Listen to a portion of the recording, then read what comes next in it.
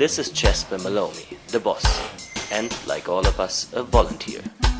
Planning projects, placing volunteers, calculating budgets, finding new partners, CIVS never stands still. Jesper is now going to show us the impact of CIVS. Let us start in Ahero, close to the Lake Victoria, one of CIVS' biggest projects at the moment. Ahero is a village, very dry, very flat, very traditional.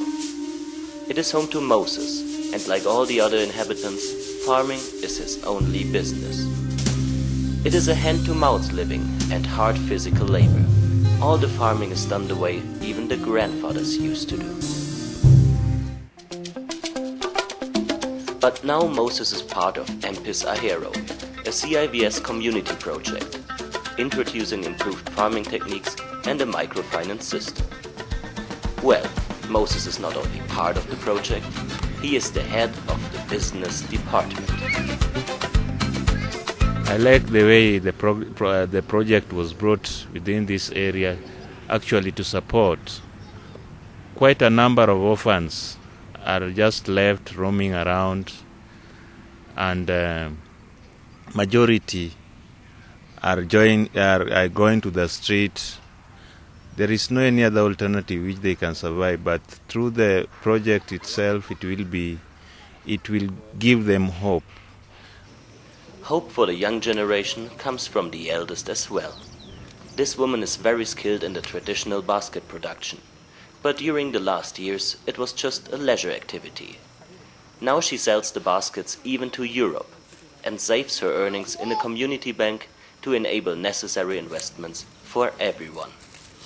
This is what we call a grassroots microfinance system. These orphans will benefit at the end.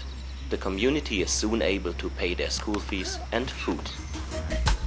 But back to Jesper in his Nairobi office. He wants us to have a look at CIVS' second column, the International Volunteer Service.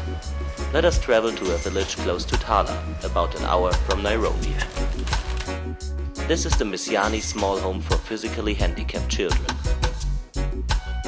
Aleki is one of the kids living and learning here. His right hand can barely grab anything.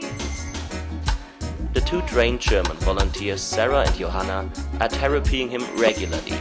Misiani became a second home to them. In the meantime, it became very close actually, and we know the kids very well now, and yeah, it's nice. It's like a big family now for me, like my family over here. Yeah. The home would not work without volunteers, says the responsible head teacher. The CIVS has offered to give us volunteers who have been helpful to us very much because of the work in the home, helping the children, helping them to learn, helping them in buying them books and staying with them to feel not all that time the disability. It is getting close to Christmas.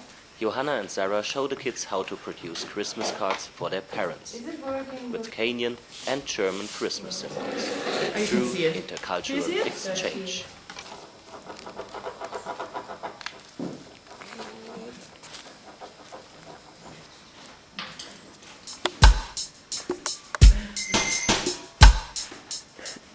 In the meantime, Jesper is organizing a volunteer work camp in the last remaining piece of rainforest, close to Kakamega. Work camp means 3 weeks of physical labor to support the community. Here in Kakamega, the volunteers from Kenya and abroad work in a tree nursery and a snake park. And they experience the real African way of life. Water does not come out of a tap, but out of the river. For most of the Europeans, quite a new experience.